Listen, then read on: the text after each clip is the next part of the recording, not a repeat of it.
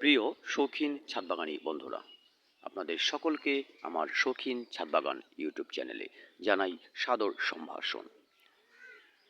প্রিয় ভিউয়ার্স, আপনারা জানেন সফেদা গাছ বছরে দুবার ফুল দেয়, দুবার ফল দেয়। ভিউয়ার্স, আপনারা যারা আপনাদের ছাদ বাগানে সফেদা গাছের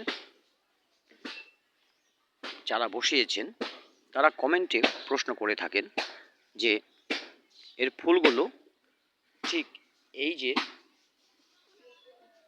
এখানে আমার একটি ফুল শুকিয়ে গেছে, দেখতে পাচ্ছেন, এই যে আমার ফুলটি শুকিয়ে গেছে, ফুল ফোটে কিন্তু শুকিয়ে যায়। আপনারা অনেকে প্রশ্ন করে থাকেন এ ধরনের ফুল শুকিয়ে যায় কেন। প্রিয় ভিউয়ার্স,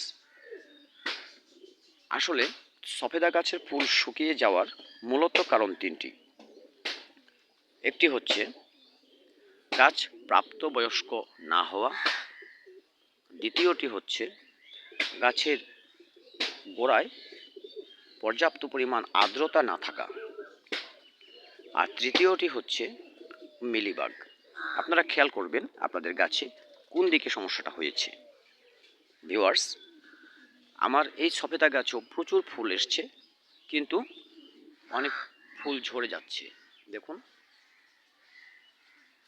কালো হয়ে অনেক ফুল ঝরে যাচ্ছে। আর এর কারণ আমি যতটুকু বুঝতে পারছি, আমার এই গাছটি আমি এবছর মাত্র নার্সারি থেকে এনে বসিয়েছি। এখনও টবের মাটিতে পর্যাপ্ত পরিমাণ শিকড়ও ছড়ায়নি, যে জন্য ফুল শুকিয়ে যাচ্ছে।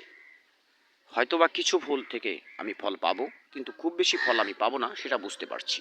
আপনাদের যদি এ ধরনের অল্প সময় ধরে বসানো চারা হয়ে থাকে, তাহলে ফুল ঝরে গেলে খুব একটা সমস্যার কারণ নয়, গাছে কোনো সমস্যা নয়।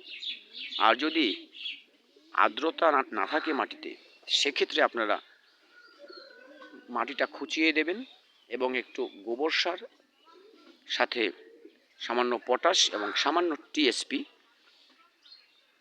এ ধরনের গ্রো ব্যাগে হলে 20 লিটার গ্রো ব্যাগে হলে 1 চামচ টিএসপি, 1 চামচ পটাশ আপনারা দিয়ে দিতে পারেন। আর মাটিতে আর্দ্রতা রাখবেন, তাহলে আপনাদের কুড়িগুলি ঝরে যাবে না। মিলিবাগের আক্রান্ত হয়েছে কিনা আপনাদের গাছগুলো, সেটা খেয়াল করবেন। আমার গাছে কোনো মিলিবাগ নেই, মোটামুটি বেশ সুস্থ আছে, তাই আমি মিলিবাগের কোনো সমস্যায় পড়িনি। প্রিয় ভিউয়ার্স, আপনাদের গাছগুলো আপনারা খেয়াল করে দেখবেন, মিলিবাগ থাকলে সেটার ব্যবস্থা নেবেন।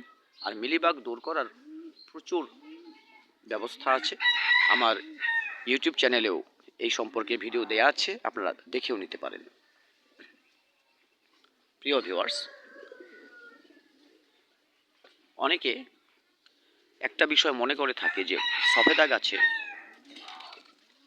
হ্যান্ড পলিউশন করে দেওয়া প্রয়োজন, কিন্তু আমি মনে করি তার কোনো প্রয়োজন হবে না। কারণ যদি আপনার গাছ সুস্থ থাকে এবং ফুলগুলো যদি সঠিকভাবে ফোটে, তাহলে পলিউশন এমনি হয়ে যাবে, হ্যান্ড পলিউশন করার কোনো প্রয়োজন হবে না। ভিউয়ার্স, দেখতে পাচ্ছেন আমার গাছটি কিন্তু বেশ বড় হয়ে উঠেছে। এই গাছটি আমি বসিয়েছি মোটামুটি 5 মাস হবে। আমি নার্সারি থেকে একটু বড় আকারের গাছ কিনে এনেছি এবং বসিয়েছি 5 মাস, মোটামুটি 5 মাস। তো শিকড়টা হয়তো এবছর এখনো খুব একটা বসেনি মাটিতে। আগামী বছর আমি আশা করি ভালো ফল পাবো। এবছর হয়তো অল্প কিছু ফল আমি পাবো। ভিউয়ার্স, আরেকটি বিষয় করে দিতে পারেন, যদি গোড়ার আর্দ্রতা না থাকে মাটিতে, তাহলে মাটিটা খুঁচিয়ে যে গোবর সারটা দেবেন, তারপরে মালচিং করে দেবেন। দেখুন, আমি কিন্তু বিভিন্ন গাছের লতা পাতা দিয়ে মালচিং করে দিয়েছি।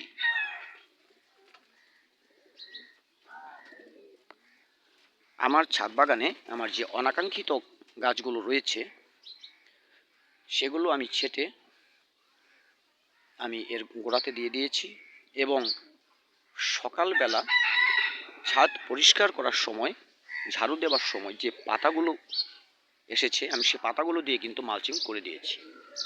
আপনারা এভাবে মালচিং করে দিতে পারেন, তাহলে সূর্যের প্রখর তাপমাত্রা থেকে গাছের গোড়াটা রক্ষা পাবে এবং আর্দ্রতাটা বজায় থাকবে।